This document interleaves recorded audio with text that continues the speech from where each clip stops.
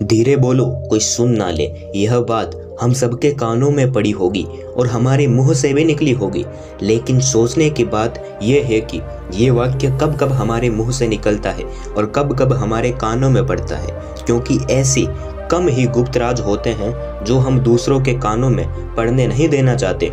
अक्सर परिवार में अशांति का कारण हम स्वयं ही होते हैं। हम इस बात को देख पाएं भले या न देख पाएं, पर यह असल सत्य है, क्योंकि जाने अनजाने और मूर्खतावश हम खुद ही अपनी वो बातें दूसरों को बता देते हैं जो हमें कभी नहीं बतानी चाहिए, और वही बातें जो जाने अनजाने में हमने किसी दूसरों के सामने बता दी थी, वही हमारे दुख का कारण बन जाता है, वही हमारे झगड़े का कारण बन जाता है। और फिर बाद में हमें पछतावा होता है कि मुझे यह बात किसी को बतानी नहीं चाहिए थी, मेरी ही गलती हुई कि मैंने जाने अनजाने में ये बात सभी को बता दी। इसलिए आज की जो बोध कहानी मैं आपको सुनाने वाला हूँ, उसे सुनने के बाद आपको 7 ऐसी बातें पता चलेंगी जो आपको कभी किसी को भी नहीं बतानी चाहिए। ये जो 7 बातें हैं जो आपको किसी को भी नहीं बतानी चाहिए, और क्यों नहीं बतानी चाहिए इसके पीछे का तर्क भी मैं आपको दूंगा। और इन 7 बातों के अलावा अगर आपको लगता है कि कोई ऐसी बात है जो मुझसे छूट गई है या मैं नहीं बता पाया, तो कमेंट सेक्शन में जरूर बताना। इससे पहले कि आप इस बोध कहानी में कहीं खो जाएं, तो इस चैनल को सब्सक्राइब जरूर कर लें। तो चलिए कहानी शुरू करते हैं।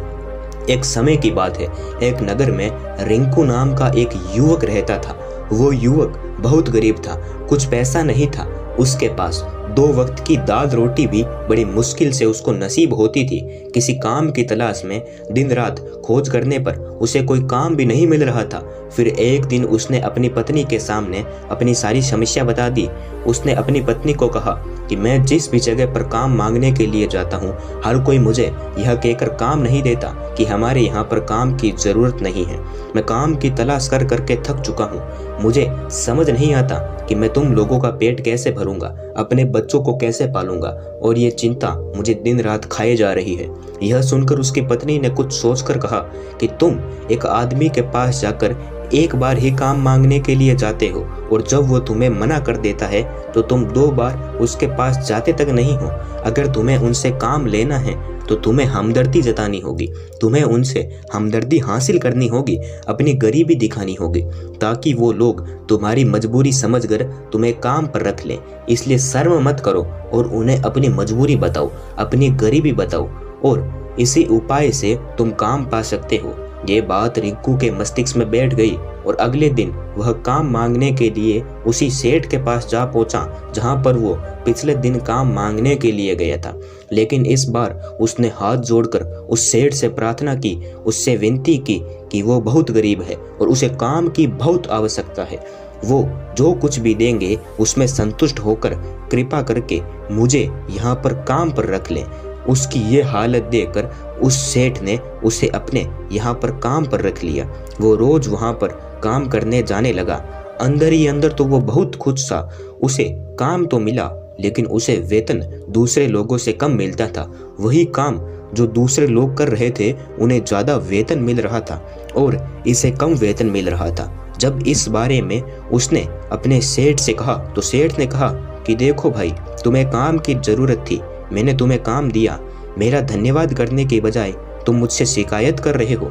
ये सुनकर रिंकू वहीं पर चुप हो गया। बात कहीं ना कहीं सत्य भी थी। सेठ ने तो उसे उसकी मजबूरी के हिसाब से ही काम दिया था और इसलिए वो उसे अपने अनुसार ही वेतन देता था। लेकिन धीरे धीरे उसने ये बात अपने सगे संबंधियों और अपने दोस्तों को भी बताना शुरू कर दी। उसका सेठ कैसा आदमी है और उसे कितना वेतन देता है। समय बीतता रहा और रिंकू पूरी लगन के साथ अपना काम करता रहा। लेकिन अब परिस्थितियां बदलने लगी थी। अब सेठ रिंकू से दूसरे लोगों से ज़्यादा काम लेता था और उनसे कम वेतन उसे देता था। यह बात रिंकू के मन को बहुत खलती थी। वो दूसरों से ज़्यादा मेहनत कर रहा है और उनसे कम वेतन पा रहा है। इससे उसके आत्मसम्मान को बहुत गहरी चोट पहुंची। अब धीरे धीरे उसका मन अपने काम से हटने लगा। उसका मन काम में लगता ही नहीं था। जाहिर सी बात है कि ऐसी जगह किसका मन लगेगा जहां आदमी को अपने आत्मसम्मान के साथ समझौता करना पड़े। इसलिए जल्द ही उसने अपना काम छोड़ दिया और वो घर पर आकर खाली बैठ गया। अब उसके पास घर का खर्चा चलाने के लिए भी पैसे नहीं बचे थे, इसलिए उसने अपने सगे संबंधियों और अपने दोस्तों से सहायता मांगनी शुरू की। लेकिन उसके दोस्त उसके सामने तो उसे दया का पात्र समझते थे, उसे दिलासा देते थे, लेकिन पीछे से उसका मजाक उड़ाते थे। वो कहते हैं कि कितना बेवकूफ़ है, सेठ ने इतना काम लिया और बेचारे को पैसे भी नहीं दिए। अरे हम इसको पैसे दे दें तो ये कल हमारे पैसे वापस कर पाएगा या नहीं? इसकी ऐसी हालत है, काम तो इसके पास कुछ है नहीं, पैसा कहाँ से ला के देगा? और इसी वजह से रिंकू की हालत दिन ब दिन खराब होती जा रही थी। अब वो दिन रात तनाव में रहने लगा था। वही दोस्त, वही सगे संबंधी जो उसके अपने होने का दिखावा कर देते थे, वो उसे दया का पात्र समझ रहे थे। उन्हें उसके ऊपर तरस आ रहा था। सब लोग आकर उसे ज्ञान तो बहुत देते थे, लेकिन कोई सहायता नहीं करता था। और अक्सर ऐसा ही होता है कि ज्ञान देने वाले तो बहुत मिल जाते हैं, लेकिन मदद करने वाले और उंगली पकड़कर हाथ चलने वाले कितने लोग मिलते हैं। एक दिन उसे पता चला कि पड़ोस के गांव में एक बौद्ध भिक्षु आया हुआ है जो बहुत ही ज्ञानी है। रिंकू इतना तनाव में था कि उसे कोई रास्ता ही नहीं नजर आ रहा था, इसीलिए जाने अनजाने में वो उस बौद्ध भिक्षु के पास पहुंच जाता है। वहां पहुंचकर वो सीधे उनको पैरों में पड़कर रोने लग जाता है और रोते रोते उन्हें अपनी सारी परिस्थिति बताता है। उसे बताता है कि किस तरह उसके सेठ ने उसका फायदा उठाया और उसके सगे संबंधी उसके साथ कैसा व्यवहार रखते हैं। सारी बातें सुनकर बौद्ध भिक्षु ने उसे चुप कराते हुए कहा कि ये सारी समस्याएं तुम्हारी बुद्धिहीनता, तुम्हारी मूर्खता के कारण उत्पन्न हुई है। अगर तुम्हारे अंदर विवेक होता तो इनमें से एक भी समस्या तुम्हारे चित्त को दुखी नहीं कर सकती, लेकिन तुमने अपने अविवेक के कारण, अपनी मूर्खता के कारण खुद ही अपने रास्ते में कांटे बिछा दिए। आज मैं तुम्हें 7 ऐसी बातें बता रहा हूँ जो भूल कर भी किसी को मत बताना, और इन बातों का अनुसरण करते हुए तुम बाहर से मिलने वाले दुखों को दूर कर ही सकते हो जो बेवजह दुनिया की वजह से तुम्हारे अंदर पनपते हैं। पहली बात जो किसी को नहीं बतानी चाहिए वो है कि अपनी मजबूरी का दिखावा करके दूसरों का दया का पात्र बन के उनकी सहायता लेने की गलती कभी मत करना। हो सकता है कि आज वो तुम्हारी मजबूरी देखकर तुम्हारी सहायता कर दे, लेकिन कल वो तुम्हारा फ़ायदा उठाने से भी नहीं चूकेगा, और अगर फ़ायदा भी नहीं उठाया तो दूसरों के सामने तुम्हारा मजाक बनाने में वो आदमी कभी नहीं चूकेगा। इसलिए कभी भी अपनी मजबूरी का दिखावा मत करो। अगर घर में 2 रोटी है, सूखी रोटी है, तो वही खाकर सो जाओ, लेकिन दूसरों को इसके बारे में भनक तक नहीं लगनी चाहिए। जरा आप खुद सोचो, मजबूरी बताने का क्या प्रयोजन होता है? एक इंसान का या तो वह दूसरों से सहानुभूति हासिल करना चाहता है या उनसे कोई आर्थिक मदद चाहता है, लेकिन अगर दोनों ही परिस्थितियां आप देखें तो दूसरा आदमी आपका फ़ायदा उठाने से नहीं चूकेगा, और अगर वो फ़ायदा नहीं उठाएगा तो अपनी नज़र में वो तो आपको मूर्ख ही समझेगा, बेवकूफ़ समझेगा और दूसरों के सामने आपका मजाक बनाएगा। इसलिए अपनी मजबूरी के बारे में कभी किसी को मत बताना। दूसरी बात जो किसी को कभी भी नहीं बतानी चाहिए वो है अपनी अतीत की गलतियाँ और भविष्य की रणनीतियाँ। जरा सोचो कि अगर हम अपने अतीत की गलतियाँ किसी दूसरे को बताते हैं तो उसका क्या प्रभाव होगा। वो गलतियाँ ठीक तो नहीं की जा सकती, जाहिर है, तो उन्हें बताने का क्या प्रयोजन है। आप अपने अंधेरे पक्ष को खुद दुनिया के सामने बता रहे हो, खुद अपनी गलतियां दूसरों के सामने बता रहे हो। इससे उस आदमी की नज़र में आपका एक चरित्र गठित हो जाएगा और वो भविष्य में हमेशा आपको उसी नज़रिए से देखेगा। इसलिए किसी भी आदमी की नज़र में अपना चरित्र गठित मत होने दो, और ज़रा सोचो कि आप व्यर्थ में ही अपने भविष्य की रणनीतियाँ दूसरों के सामने बता रहे हैं। जो लोग आपके काम का हिस्सा ही नहीं हैं उन्हें सामने अपने भविष्य की रणनीतियाँ अपनी देंगे हाँकने का क्या फ़ायदा है। वो लोग आपकी सहायता तो नहीं करेंगे, लेकिन आपकी भविष्य की रणनीति में बाधा जरूर बन सकते हैं। आप खुद अपने विवेक का इस्तेमाल करिए और सोचिए कि आपके साथ भी ऐसा हुआ है कि आपने अपनी भविष्य की रणनीति किसी को बताई हो और वो कामयाब ही ना हुई हो। जरूर हुआ होगा, जरा गौर से सोचिए। तीसरी बात जो किसी को नहीं बतानी चाहिए वह है अपने घर की बातें। जो भी हमारे घर के अंदर आपस में बातचीत होती है, हमारे माँ बाप के साथ, हमारी पत्नी के साथ, हमारे बच्चों के साथ, वो बातें परिवार तक ही सीमित रहनी चाहिए। अगर आप इन बातों का दूसरों के सामने ढिंढोरा पीटते हो तो दूसरों को आपके घर में घुसने का एक मौका मिल जाता है और वह इसका फ़ायदा उठाने से भी कभी नहीं चूकेंगे। वो आपके परिवार के सदस्यों को आपसे दूर लेकर जाने की कोशिश करेंगे। अक्सर ऐसा होता है, हम समाज में देखते हैं कि हम अपने घर के झगड़ों को कम करने के लिए उन झगड़ों को अपने पड़ोसियों और दूसरों सगे संबंधियों को बता देते हैं, लेकिन इससे आपको सहायता कभी नहीं मिली होगी, बल्कि आपके घर के लड़ाई झगड़े और ज़्यादा बढ़े गए होंगे और वो जाहिर है वो तो बढ़ेंगे। अगर आप अपने माँ बाप की बात दूसरों को बताएंगे तो आपके माँ बाप को बुरा तो लगेगा ही कि हमारा बेटा हमसे बताए बगैर दूसरों को ये बातें बता रहा है। इसीलिए अपने घर की बातें और अपने घर की लड़ाई झगड़े किसी के सामने मत बताना। अगली बात जो हमें आपको बताने जा रहा हूँ, जो किसी को नहीं बतानी चाहिए, वो सुनने पर आपको बहुत अजीब लग सकता है, लेकिन उसका सत्य भी मैं आपको तर्क के माध्यम से दूंगा। मैं कहता हूँ कि अपनी आमदनी किसी को मत बताना। अब अपनी आमदनी ना बताने के पीछे क्या प्रयोजन हो सकता है?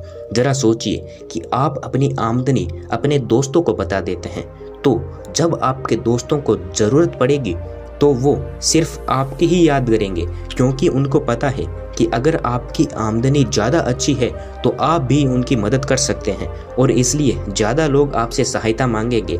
और जब आप उनकी सहायता नहीं करेंगे तो वो सोचेंगे कि इस आदमी के पास पैसे हैं पर मेरी सहायता कर सकता है, लेकिन यह सहायता नहीं कर रहा, और इसीलिए आपकी आमदनी आप दोनों दोस्तों के बीच एक झगड़े का कारण हो सकती है। कम आमदनी होगी तो लोग मजाक उड़ाएंगे और ज़्यादा होगी तो सहायता मांगेंगे।